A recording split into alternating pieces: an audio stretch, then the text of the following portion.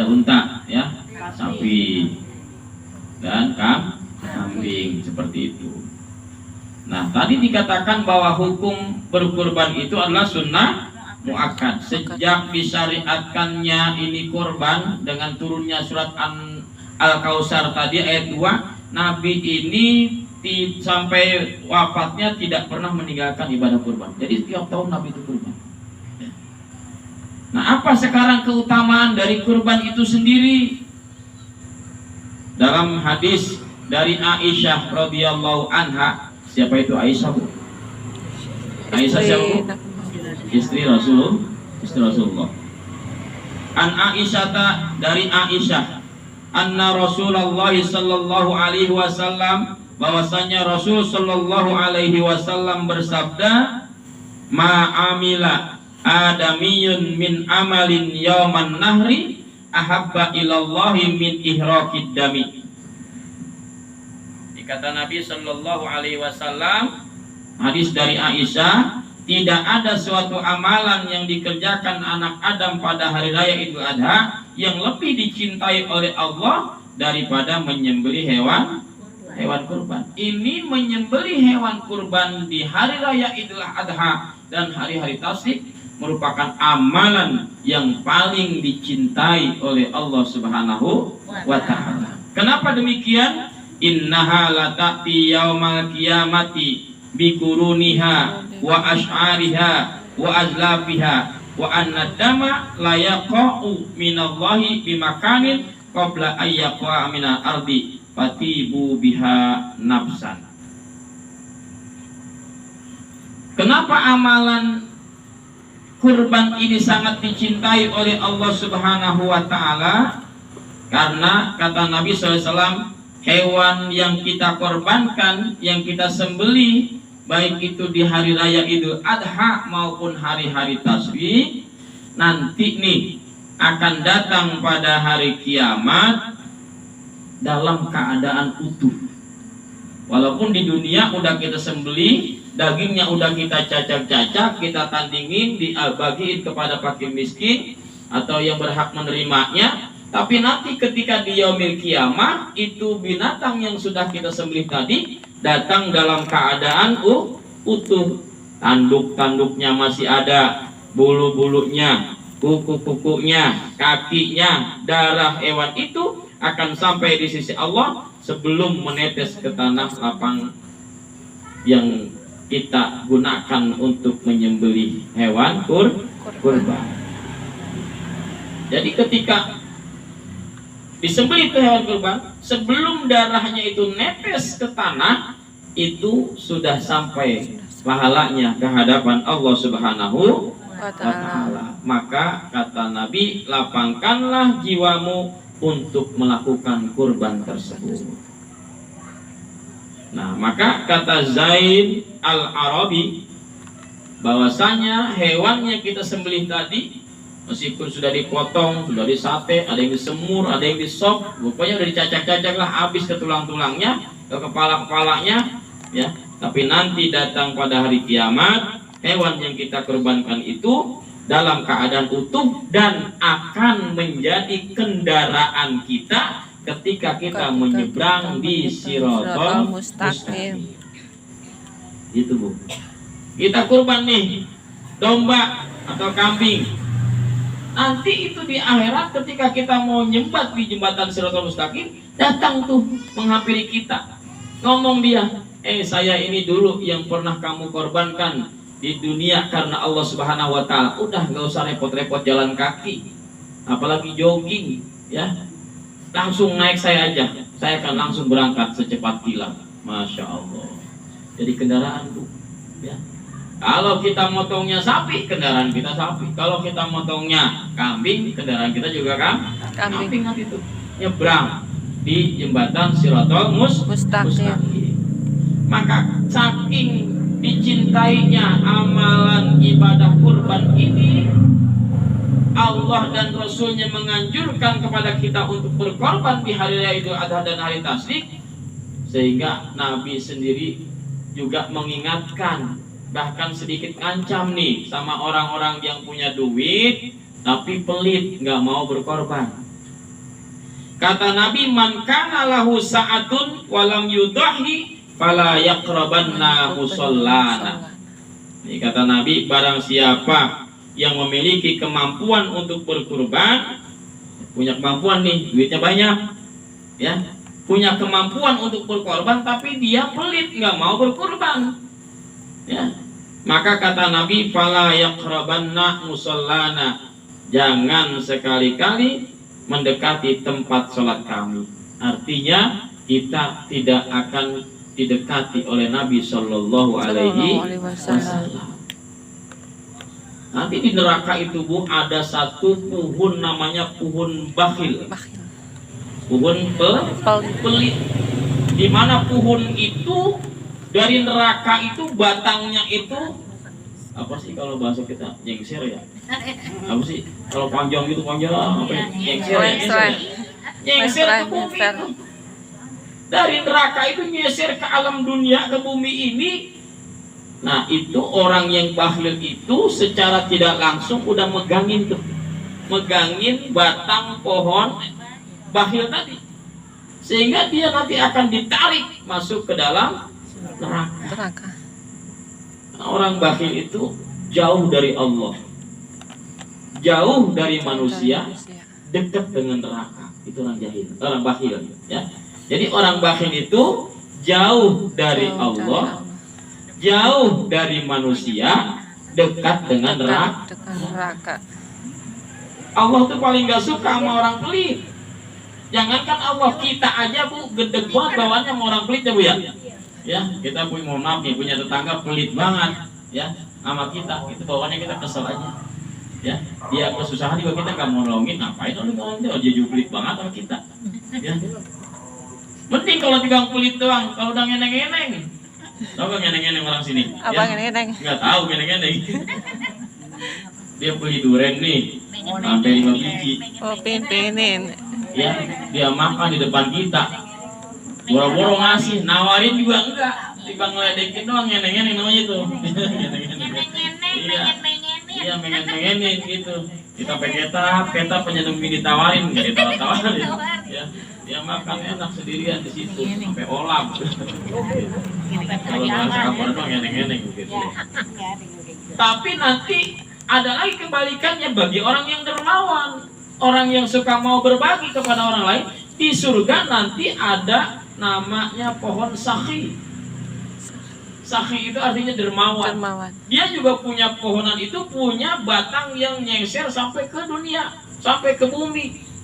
Nah, orang yang dermawan itu tuh pegangannya ke situ, sehingga nanti dia akan ditarik masuk ke dalam surganya Allah Subhanahu wa Ta'ala. Itu. Maka hidup ini jangan terlalu pelit. Jangan pelit kalau kita pengen dekat dengan Allah. Kalau tadi orang pelit itu jauh dari Allah, jauh dari manusia, dekat dengan neraka. Kalau orang dermawan itu dekat dengan Allah, dekat dengan manusia, dekat juga dengan surga. Sama Allah disayang, sama orang lain juga diresepin. Senang banget sama orang yang dermawan, ya. Sehingga kadang-kadang kalau orang yang dermawan untuk kena musibah atau apa, tanpa diminta itu orang pada ngebantuin. Karena apa? Dia berbuat kebaikan. Kata Nabi, in khairon fa khairun wa in syarrun fa syarrun. Kalau kita berbuat baik, maka kebaikan itu akan kembali kepada kita. Ya, akan datang lagi kepada kita kebaikan itu. Nah, kemudian kurban ini hakikatnya itu memiliki 2 dimensi. Yang pertama, dimensi vertikal, hubungan kita kepada Allah karena kita melaksanakan perintah Allah. Tadi surat Al-Kautsar ayat kedua. Yang kedua adalah dimensi sosial, karena dengan kita berkorban, kita membagikan hewan kurban, maka kita berarti menggembirakan fakir miskin. Kalau orang miskin mampu nemu daging itu kadang setahun sekali. Kayak nemu emas. Ya, kayak kita dulu. Ya. Sekarang mah daging banyak banget ya. Banyak banget daging sekarang. Yang penting asal mau hadir dah pengajian. Iya. Kadang-kadang udah bosen sama daging, masih enakan makan teri pakai jengkol ketimbang makan daging. Kalau sekarang, kalau zaman dulu saya masih kecil, masya Allah, pengen makan daging itu setahun sekali, nunggu lebaran haji atau nunggu lebaran Idul Fitri, atau nunggu orang tahlilan. Ngarep-ngarep siapa yang mati nih ya? Siapa yang mati nih, kan tahlilan tuh dapat berkat tuh, besek. Nah di besek itu ada daging. Satu besek anak 12 dipotongin dikit-dikit, itu daging dipocelin ya, sampai dilamotin, yang penting kecapnya juga kemakan gitu. Saking susahnya kita hidup zaman dulu, betul ya. Zaman dulu ngerasain saya begitu ya. Bapak saya berangkat tahlil dapat besek 1, anak 7.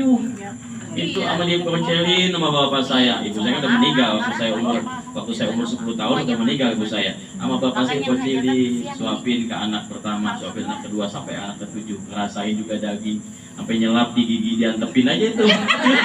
Dilamotin aja tuh, nyelap di gigi. Saking masya Allah pengennya. Dia di Padang 20.000. Iya, sekarang mah gampang mah pengen daging ya, masya Allah.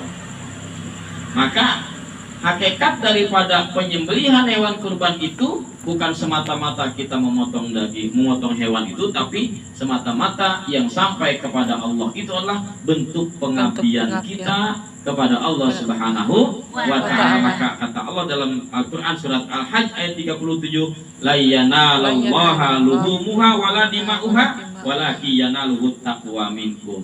Ya, bukanlah semata-mata yang sampai kepada Allah itu darah dan daging daripada hewan yang kita kurbankan, tetapi yang sampai kepada Allah ketakwaan kita kepada Allah Subhanahu wa ta'ala. Itu bentuk ibadah kita kepada Allah, mentaati perintah Allah. Kalau dimensi sosialnya, kita berbagi kepada orang yang membutuhkan, kepada fakir miskin tadi ya, yang terkadang kalau pengen makan daging itu susah. Maka kata Allah dalam Al-Quran dalam surat Al-Hajj ayat 28, fakulu minha wa at'imul ba'isal fakir, maka makanlah sebagian daripadanya dan sebagian lagi berikanlah untuk dimakan oleh orang yang sengsara, yaitu fakir miskin. Jadi kurban itu yang berkurban boleh ambil, tapi jangan banyak-banyak, sepertiganya aja ya. Boleh dimotong kambing, minta pahanya 1 yang berkurban, boleh ya. Jangan saya kurban ya, saya minta pahanya 4, jangan ya. Semuanya itu mah ya, yang lain dibang dikasih pala doang ya, sama cekernya ya. Kita yang berkorban sepertiganya saja. Lebih bagus lagi jatah orang yang berkorban itu disedekahin lagi kepada orang lain ya. Selanjutnya dalam berkorban itu enggak sembarangan kita nyembelih hewan kurban. Ada syarat-syaratnya. Binatang yang boleh disembelih, boleh dikurbankan. Jadi jangan sembarangan nih beli kambing, yang penting murah, mau korban ya, pengen korban kambing 300.000. Nggak ada zaman sekarang mah, paling murah juga 3 juta kambing sekarang mah ya. Maka kata Nabi SAW, kondisi hewan yang harus disembelih itu harus hewan yang sehat ya, hewan yang sehat, tidak cacat dan gemuk, banyak dagingnya ya. Maka kata Nabi dalam hadis riwayat Imam At-Tirmidzi dan Abu Dawud, arbaun la yajuzu fil adhahi ya, ada 4 macam hewan yang tidak sah untuk dikurbankan. Enggak sah nih ya.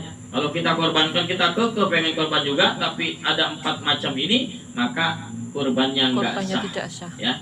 Mana? Yang pertama al-aura'u bayyinun awaruha, wal maridatu bayyinun maraduha, wal arja'u bayyinun zal'uha, wal kasirul latila tanqo. Yang pertama, binatang yang enggak boleh dikorbanin itu adalah binatang yang al-awara'u bayyinun awaruha, yaitu binatang yang matanya jelas-jelas buta.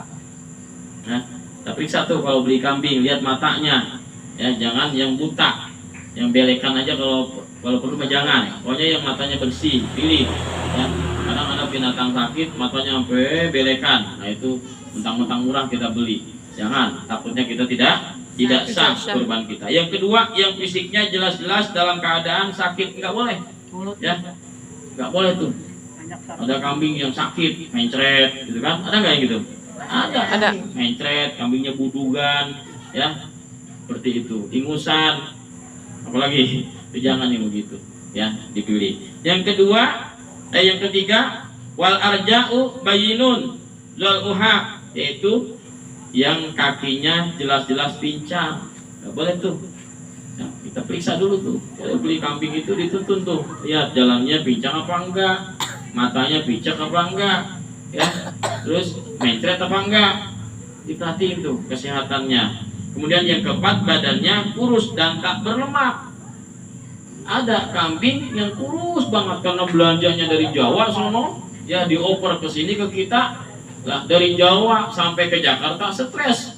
Dalam perjalanan lihat gedung tinggi-tinggi amat ini ya, kambing ini. Apa stres dia mabok. Kita aja kalau perjalanan jauh kan suka mabok tuh, ya. Mabok sampai sini bukan gemuk lagi, kurus, habis badannya kurus, kering, tinggal tulangnya aja. Sampai sama tukang kurbannya, udah dah saya jual 500.000. Ya. Jangan dibeli. Kalau mau dibeli buat kita aja, buat ngesok di rumah. Jangan korbanin, karena apalah artinya berkorban kalau timbang tulang doang, nggak ada dagingnya. Nah, yang diperintahkan itu yang sehat, yang gemuk, supaya daging kurbannya itu enak dibagiinnya, gitu. Nggak timbang bagi tulang doang, tapi juga bagi dagingnya, karena itu dibutuhkan. Apalagi kalau dagingnya banyak kan enak nyateknya juga seperti itu. Ya, kalau binatangnya cacat, binatangnya sakit, ya, tidak sempurna, maka ini jangan sampai kita gunakan untuk hewan kurban. Ibu hadirat jamaah yang dirahmati oleh Allah Subhanahu wa taala, itu saja talim pada malam hari ini. Mudah-mudahan nih besok lebaran haji kita dikasih rezeki, nggak sangka-sangka, ya, nggak sangka-sangka kita dapat rezeki banyak, kita bisa berkorban, ya. Mudah-mudahan Allah takdirkan itu semua. Amin. Billahi ta'ala al-Fatihah. A'udzubillahi minasyaitonir rajim. Bismillahirrahmanirrahim. Alhamdulillahirabbil alamin arrahmanirrahim maliki yaumiddin. Iyyaka na'budu wa iyyaka nasta'in ihdinas siratal mustaqim. Shiratal ladzina an'amta 'alaihim ghairil maghdubi 'alaihim. Wa'fu anna ya karim. Bismillahirrahmanirrahim. Alhamdulillahirabbil alamin hamdan yuwafi ni'amahu wa yukafi mazida. Allahumma shalli ala sayyidina Muhammad wa ala ali sayyidina Muhammad. Allahumma ighfir lana dhunubana wa liwalidina warhamhum kama rabbana shighara. Allahumma anzilir rahmata wasyafa'ata wal maghfirata alaina wa ala ahli al-qubur minal muslimina wal muslimat wal mu'minina wal mu'minat, khususan ila ruhi. Sebutkan ahli kuburnya masing-masing yang sudah meninggal dunia.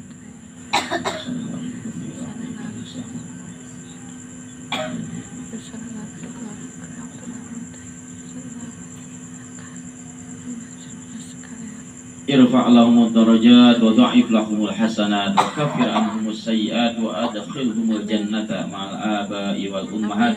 Ya ayyatuhan nafsul mutmainnah irji'i ila rabbiki radiyatan maradiyah wadkhuli fi 'ibadi wadkhuli jannati innallaha wa malaikatahu yusholluna 'alan nabi ya ayyuhalladzina amanu shallu 'alaihi wa sallimu taslima. Allahumma ighfir lahu warhamhu wa'afihi wa'fu anhu.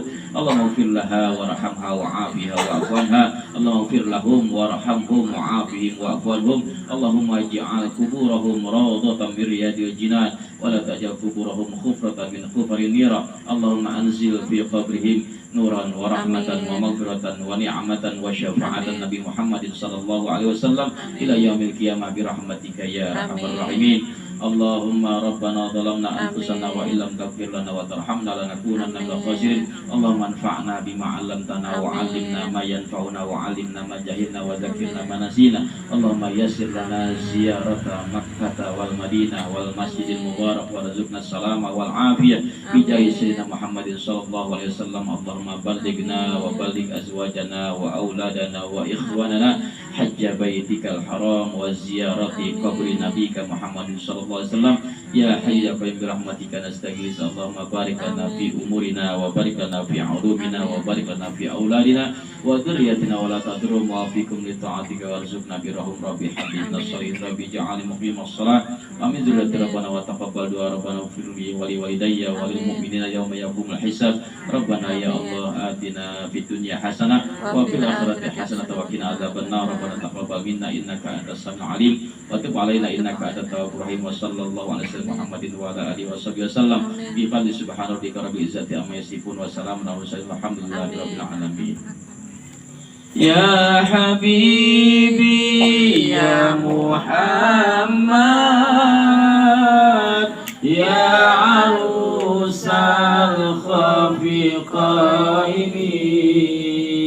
Ya Mu'ayyad Ya Mumajjad Ya Imam al-Qiblataini Sallallahu ala Muhammad Sallallahu alaihi wasallam Sallallahu ala Muhammad Sallallahu alaihi wasallam Anta syamsun Anta badrun Anta nurun fawqa nuri Anta isiru wa ghari Anta misbahu suduri Sallallahu ala Muhammad Sallallahu alaihi wasallam Sallallahu ala Muhammad Sallallahu alaihi wasallam Allahumma shalli wa sallim wa barik alaihi wallahu muwaffiq lahu bithariq. Wassalamualaikum warahmatullahi wabarakatuh. Waalaikumsalam warahmatullahi wabarakatuh.